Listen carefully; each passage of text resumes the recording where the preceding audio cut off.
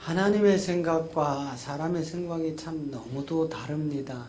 하나님은 영이시고 우리 인간은 그 육체의 정욕에 전부 마귀에게 붙들려 있기 때문에 하나님의 생각을 알 수도 없고 또 그 생각대로 살 수도 없는 게 흙으로 빚어진 인간들입니다. 근데 실상은 이제 그 하나님의 영의 비밀로 들어가려면 우리가 이제 육체의 그 옛사람을 십자가에서 묻고, 사도 바울이 고린도전서 15장 31절에서 이야기하는 내가 날마다 죽노라, 이거를 지금 기존의 교회에서는 나는 죽었어 십자가에서 죽었어 계속 이렇게 외치면 죽는다고 가르쳐요. 전혀 그거하고는 상관이 없습니다. 그렇게 해서 될 것 같으면 대한민국 교회 지금 다 바뀌었어요. 다 바뀌었고, 예수님이 이 땅에 오셔서 첫 번째 가나 혼인잔치를 통해서 드러나는 세계가 무슨 세계냐면 헤롯 성전 무너뜨려라예요.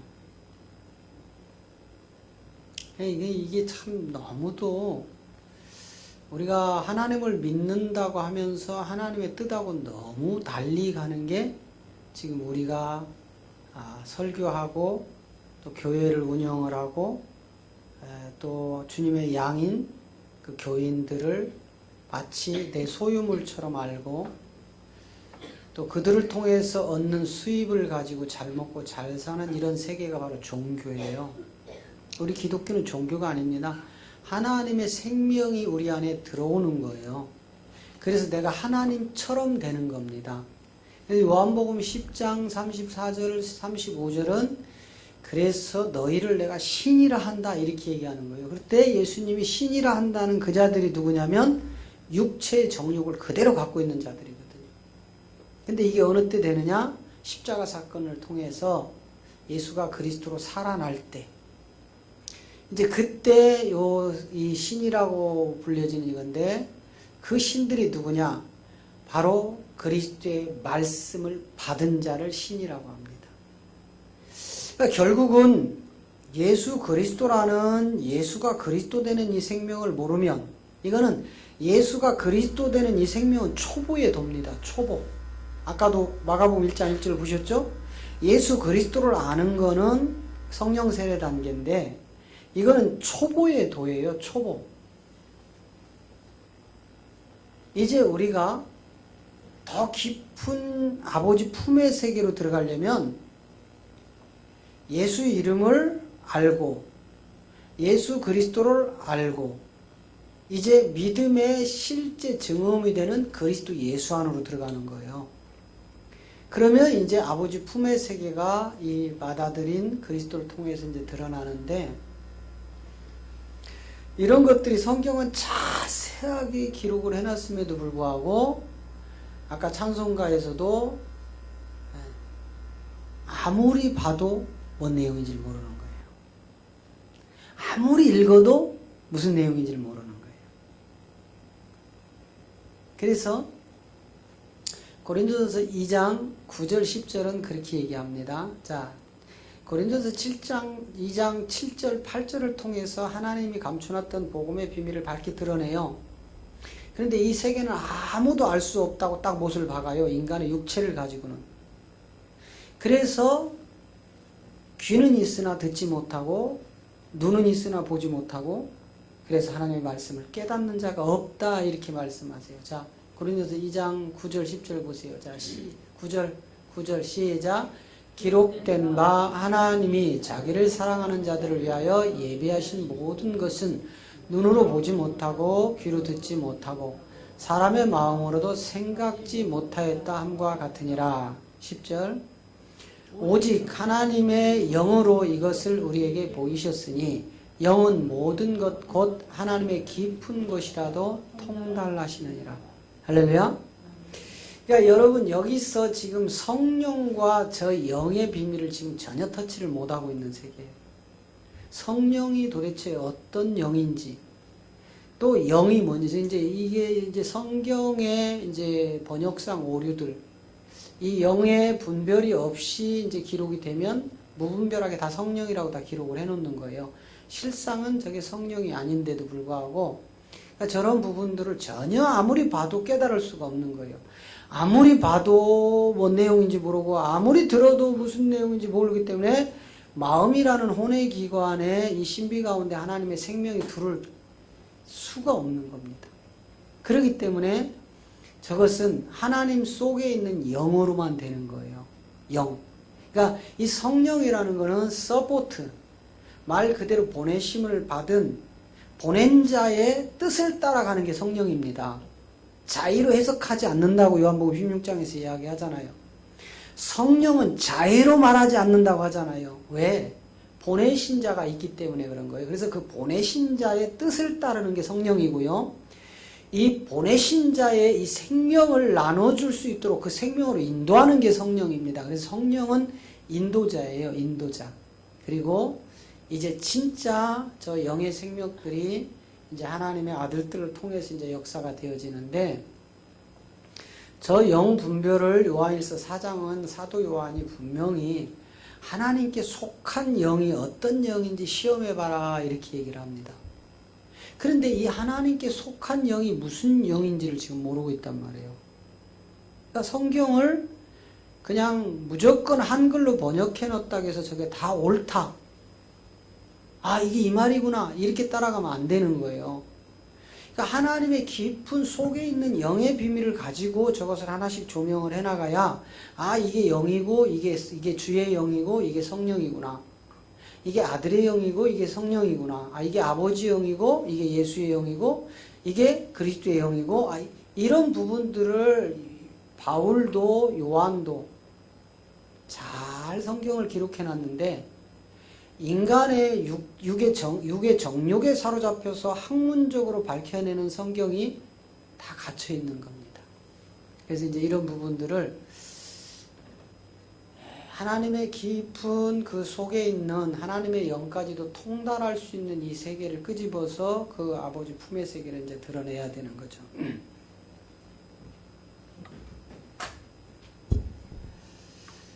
자, 창세기 1장 1절에 가면은요, 이제 이걸 통해서 우리가 이제 육체를 나눠봐야 되는데, 창세기 1장 1절은 하나님이 천지를 창조하시니라 이렇게 되어 있어요. 창조. 하나님이 천지를 창조. 이제 이 천지도 우리가 이야기하는 땅, 우리가 얘기하는 하늘, 그런 세계가 아닌데도 불구하고 우리 이제 그쪽으로만 밀어붙이는 거예요. 그래서 요 천이 뭔지, 요 지는 뭔지, 요것은 하나님의 완벽한 창조입니다. 하나님이 창조하신 완벽한 거예요. 한 개도 흠잡을 게 없는 완벽한 창조. 그런데 요 창조가 완벽한 창조가 끝나자마자 2절에 등장하는 게 뭐냐면 땅이 등장을 하는데, 땅이 혼돈하고 공허하고 흑암이 깊음 위에 있는 이 세계로 딱 바뀌어버려요. 기가 찬 거예요. 그러니까 창세기 1장에서 3장을 돌아가면 이 창세기 1장에서 3장이 하나님의 전체의 내용이에요. 4장부터는 이제 인간사가 시작이 되는데, 그러니까 우리가 이제 오해하는 부분들이 이제 초림, 재림, 강림, 이른비, 늦은비 이런 것들인데, 이렇게 창세기 1장 2절을 통해서 땅이 혼돈하고 공허하고 흑암이 깊음 위에 있는 이 세계가 드러나면서 3절에 갔더니 갑자기 이 빛이 딱 등장을 해버려요. 이게 도대체 뭘 얘기하느냐고요. 완벽한 창조 속에 죄가 들어와 버리고 그 속에서 또 빛이 딱 드러나는데, 이 빛을 요한일서 1장 5절에 가면, 자 보세요. 어둠이 전혀 없는 이 세계인데, 이걸 또 계시록에 가면 이 빛이 그냥 하나님 자체예요. 이 빛이. 자, 우리가 저에게 듣고 너에게 전한 소식이 이것이니 곧 하나님은 빛이시라 그에게는 어둠이 조금도 없느니라 이렇게 되어 있어요. 그러니까 하나님 자체가 빛이신데 그에게 어두움이 없는데 이걸 빛과 어두움으로 딱 3절에 가면 이게요 나눠져 버려요. 그러면 하나님 속에는 빛이 조금도 없는 그 세계인데 이 빛이 어디서 왔느냐 이 말이에요.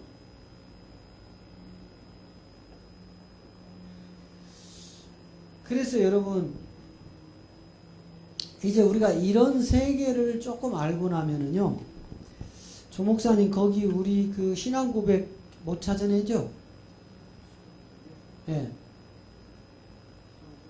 우리가 지금까지 그렇게 사도신경을 예배 때마다 강요를 하고 마치 사도신경을 하면은 이단이 아니고 사도신경을 안 하는 교회는 이단이라고 정죄하는 그런 모순들.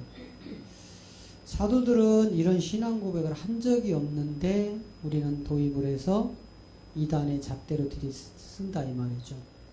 사도들은 그런 신앙 고백 한 일이 없어요. 안 나오면 놔두세요. 나중에 청년들한테 그거 어떻게 끄집어내는지 좀 배워놓으세요.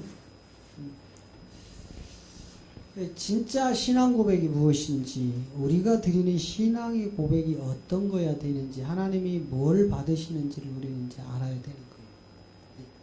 그래서 빌라도가 예수님을 재판하고 그에게서 죄를 찾지 못하고 가서 손을 씻었음에도 불구하고 빌라도 때문에 예수님이 죽은 것처럼 다 포장이 되어 있다 이 말이에요. 빌라도 때문에. 그러니까 예수님은 우리가 신앙 고백하는 그 부분이 뭐냐면 빌라도 한 사람을 위하여 죽으신 분이에요. 그 신앙 고백을 하게 되면, 계속 하게 되면 본디오 빌라도에게 고난을 받아서 십자가에 못 박아 죽으시고 이렇게 되어 있다고요. 그게 내 죄란 말이에요. 그 자리에 내가 들어가야 돼요. 내 죄로 인하여 내 죄로 말미암아 십자가에 죽으신 예수님, 이렇게 고백이 돼야 그 기도를 하나님이 받는 거예요. 그럼 맨날 우리가 빌라도에게 고난을 받아서 십자가에 못 박아 죽으시고 맨날 빌라도 죄만 죽어버렸어. 용서해 준 거예요. 예수님이. 빌라도 한 사람만. 그렇게 맨날 하잖아 지금 교인들이. 이런 부분들이 그냥 이게 잘못됐구나. 이 빌라도 죄가 아니라 내 죄였는데 이렇게 깨달음이 없다 이 말이에요. 아무리 사도신경을 많이 읊어도 예배 때마다 수도 없이 했잖아요. 우리가 신앙생활 하면서. 그런데도 그냥 무의식 속에서 하는 거야. 그냥 중이 연부를 하듯이. 네. 신앙 고백 같은 그런 부분도 이제 말씀대로 우리가 이제 회복이 돼야 되겠죠. 그래서 이렇게 된 이 세계가 이제 결국은 여기 이제 육체란 말이에요. 육체. 자, 로마서 5장 로마서 5장 12절부터 우리 한번 봅시다. 로마서 5장 12절부터 보면 자, 이러므로 한 사람으로 말미암아 죄가 세상에 들어오고 죄로 말미암아 사망이 왔나니 이와 같이 모든 사람이 죄를 지었으므로 사망이 모든 사람에게 이르렀느니라. 한 사람 누구예요? 한 사람 누구예요? 아담이죠? 이 아담으로 말미암아 죄가 세상에 들어왔는데 이 아담을 통해서 들어온 이 죄로 말미암아 사망이 모든 사람을 죄로 묶어서 갖고 가는 거예요. 그러니까 이것 때문에 이제 그리스도라고 하는 예수가 이 땅에 오게 되는 거예요. 그게 히브리서 2장 14절을 통해서 그도 또한 혈과 육에 함께 속한 자로 갈 수밖에 없는 거예요. 자, 히브리서 2장 14절에 가면은요.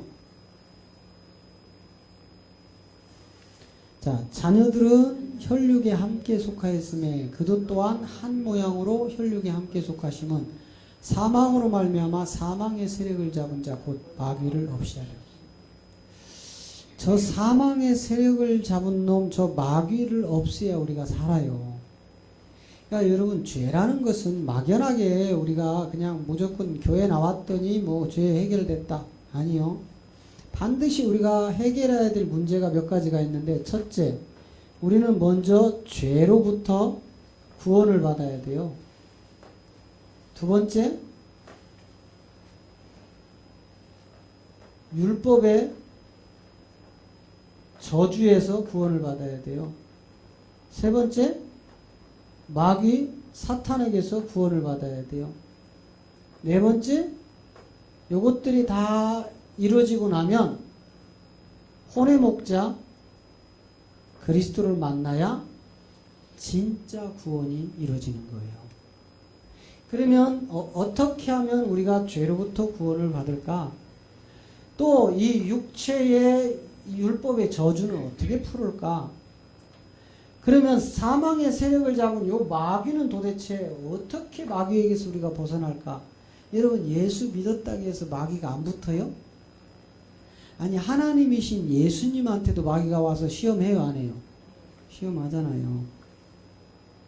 예수님도 마귀가 40일 금식 주간에 나타나서 시험하시죠? 시험하시죠가 아니라 하죠, 이놈이. 그런데 하물며 우리 같은 무능력한 인간을 마귀가 가만두겠느냐 이 말이에요. 그게 육체를 갈굼갈굼 먹고 있는 놈이 저 사망의 세력을 잡은 마귀 새끼란 말이에요. 저거를 처단하러 그리스도라 하는 예수가 이 땅에 오시는 거예요. 요것들이 완벽하게 십자가의 상에서 이제 치러지는데, 요거를 이제 구원의 단계로 보면 1단계, 2단계, 3단계 있죠. 사단의 종에서 하나님 백성이 되는 어린 양 유월절 예수의 피를 통하여, 또 이제 홍해에서 함께 십자가에 못 박는 예수 그리스도를 통하여, 이제 장성한 분량에 이르는 그리스도 예수 안에서 이제 아버지 품모의 세계로 들어가는 그리스도를 통하여 완벽하게 혼화목자 그리스도를 만나는 이 세계를 이뤄져야 우리가 구원을 완성시키는 겁니다. 그래서 갈라디아 2장에서도, 아니 빌립보서 2장에서도요, 2장 12절 가봐요. 바울이요, 구원은 끝났다 이렇게 얘기하지 않습니다. 구원을 이루어가라 이렇게 얘기한다니까요. 자, 시작. 그러므로 나의 사랑하는 자들아, 너희가 나 있을 때뿐만 아니라 더욱 지금 나 없을 때에도 항상 복종하여 두렵고 떨림으로 너희 구원을 이루라. 구원이 완성이 된 거예요. 앞으로 진행하여 이루어갈 것들이에요. 진행해서 이루어갈 것들이라니까요. 이 기독교계의 전무후무한 영계의 거성인 바울도 로마서 7장 23절부터 얼마나 한탄을 합니까? 자, 로마서 7장으로 가봐요. 로마서 7장 23절부터 보면, 자, 내 지체 속에 한 다른 법이 내 마음의 법과 싸워 내 지체 속에 있는 죄의 법 아래로 나를 사로잡아오는 것을 보는도다. 자, 분명히 저 지체, 두 육체를 가지고 지금 육체와 안에 혼의 비밀을 지금 드러내는 거예요. 그래서 두 법이 내 안에서 지금 싸우는데 결국은 육체가 이기게 되어 있다니까는요. 여러분, 그게 에덴 동산의 선악과 문제 때문에 그래요. 그래서 이제 내 지체 속으로 다른 한 법이 내 마음의 법과 싸우는데 결국은 이제 우리가 저 육체로 넘어가고요. 24절에 가면 오라 나는 공고한 사람이로다. 이 사망의 몸에서 누가 나를 건져내랴. 그러니까 필패한 것 같죠. 바울이 지금 7장에서 볼 때는. 그렇지 않아요. 이제 8장으로 딱 넘어가면 완전히 대역전 드라마가 나와요. 그게 무슨 줄 아세요? 생명의 영예법이 기다리고 있다니까요. 영. 우리말 성경에는 생명의 성령예법이라고 되어 있는데 그 영이라고요. 영. 이게 무슨 영인 줄을 아셔야 돼요. 자, 8장 1절부터 보세요. 8장 1절 2절에 가면 이걸 이제 반전을 시켜서 완전히 잃어버리는데, 자,